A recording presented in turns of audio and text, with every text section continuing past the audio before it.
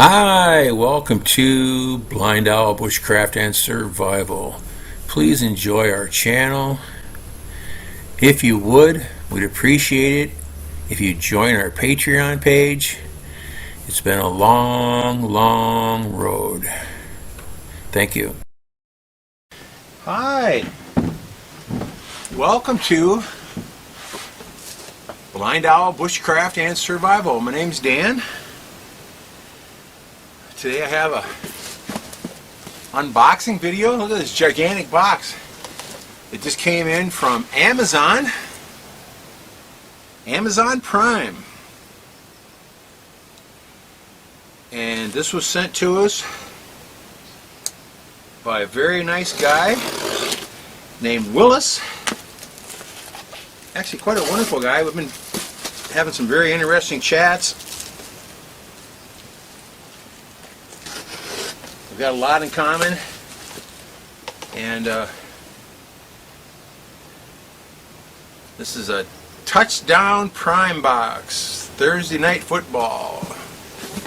Must be something new, huh?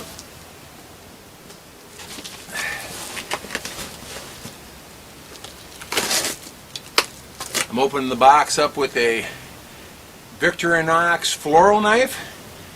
This is a very interesting knife. About $15 on Amazon.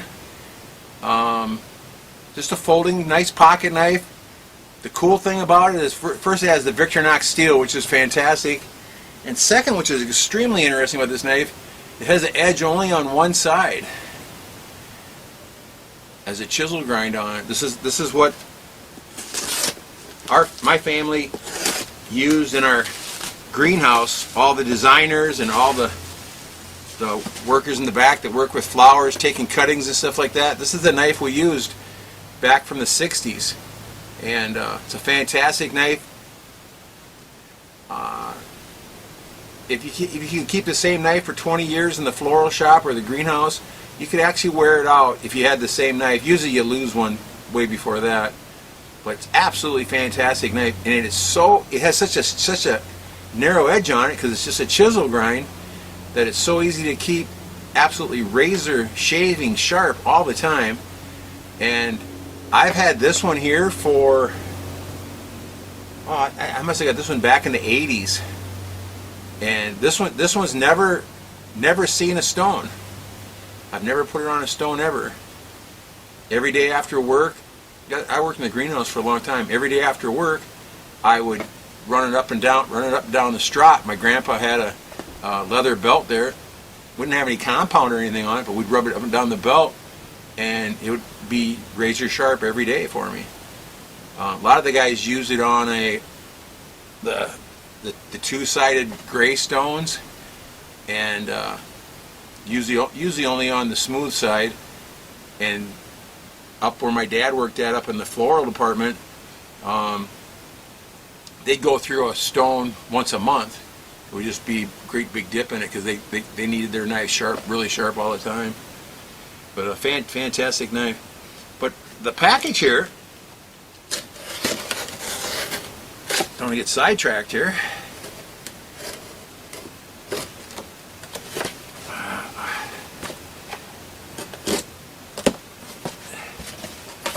Willis said he watched a Stewart Creek, or Creek Stewart, yeah, that's what his name is? Yeah, Creek Stewart video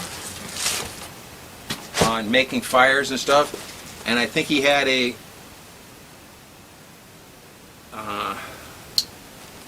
what do we call it? A slow match,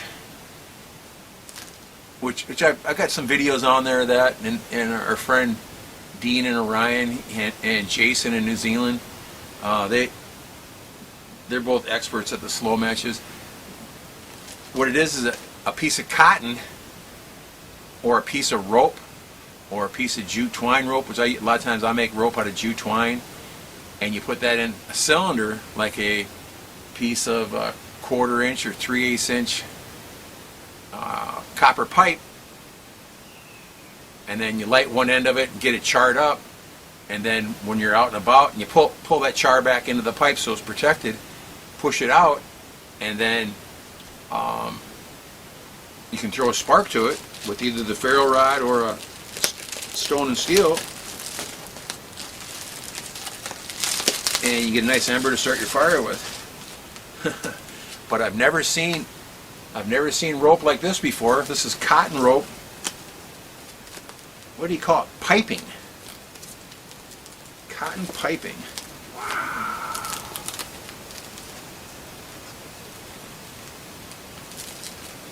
And it's got a little, let's cut a piece off here, wants to show you.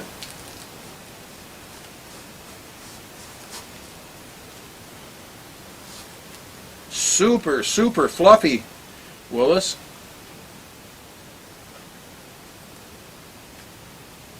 It's got a little net on it to hold it together, it looks like, because as I'm cutting it, see just big tufts that are coming off.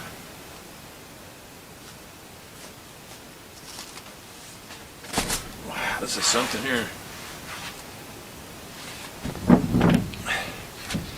It's 1 inch. It's inch and a quarter, something like that, cotton rope.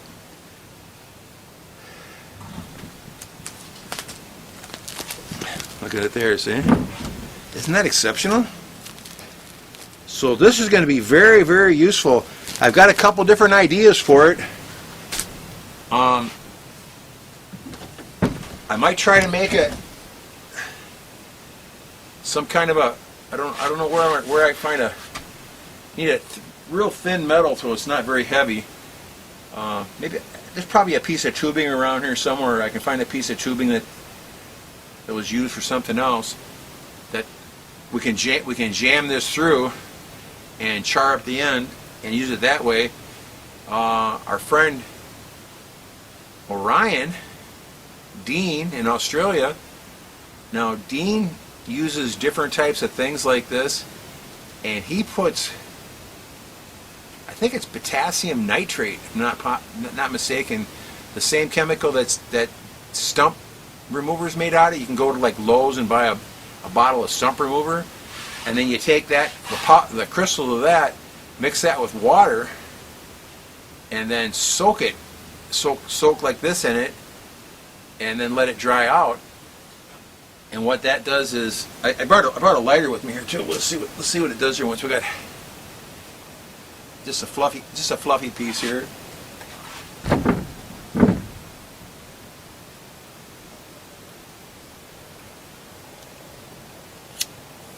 Yeah, see, it flashes really, really fast.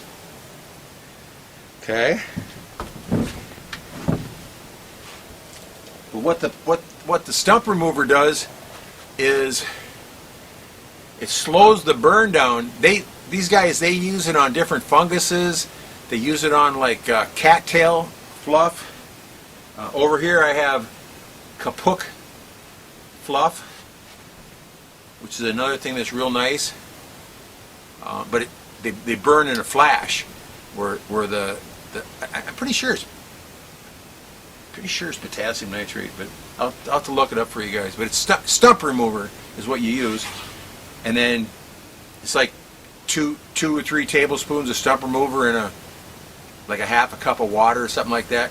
It mix it up so it dissolves, and then just dip this stuff in there, and then that slows it down. Allows it to hold an ember then, and pretty cool. The same thing. That's the same thing that this does. Is again, we call these slow matches from back in the 1880s to the 1920s or so. They would carry around a little piece of pipe with a piece of cotton rope in it and char up the end of it, and then they didn't have ferro rods back then, so they would use their stone and steel and throw a spark to it. Then they'd have, say you stick out an inch long piece out of your pipe, then you have maybe a half inch or inch long ember, and you can stick that into your bird's nest or whatever you're doing, blow on that, and then get it started. And when you're done, you pull it back into the pipe and just put your thumb over it, or put your glove over it or whatever, and then it smothers it, lacks lack of oxygen, and it goes out. And then the nice thing about that is then you have a nice piece of char in there ready to go for the next time. Actually, it's a fascinating little subject. I've made a lot of them before. I used I couldn't find any cotton rope here at one time, and I used the strings from a mop, which also worked very good. This stuff right here, though, Willis, is very, very, very fluffy. Very fluffy. It's made. Looks like it's made out of 1, 2, 3, 4, 5 smaller cotton ropes, and then he mentioned that there was a net on the outside of it, and that's to keep it structural, you know, keep it round. Otherwise it just fluff out. So thank you so much, sir, for sending that to me. I'll make a couple videos on how I'm going to use it, and I'll show you how cool it really is, because I've got a couple different ideas for it, for stone and steel, for sure. And I'll definitely make a slow match out of it as soon as I find a pipe for it, some kind of pipe. I might be able to just use a piece of bamboo, even though it's burning. If we seal off the bamboo, it should smother it out okay. Just an idea in the back of my head. That's one round thing we have here. That's pretty easy to find. There's a piece of bamboo somewhere here. You can probably find one on the ground somewhere here. Nice brown. So from the Island of Bohol in the Philippines, take care, everybody. Hashtag 22 a day no more. Let's go out and help those vets. Get the word out on why are there 22 veterans every single day of the year, 22 or more a day, taking their own lives. You know, there should be more support for those poor guys. You know, we owe them all so much. There's none of them, I don't think there's hardly any of them alive from World War II, but the Korean War, there's probably a few left. There's a lot probably left from Vietnam. Those guys are in their 70s now, the Vietnam guys. So, and all the guys that wasted their lives in Iraq, that's almost criminal. And Afghanistan and stuff, we should never have been there. You guys all know that. But now they're in Ukraine and stuff already. We've got troops over there. It's very, very sad. You know, it shouldn't be going on. Again, that's not for me to say. So everybody go out, watch your six really close, know what's going on all around you with this election coming up. Whichever way it goes. Thanks for watching. Take care.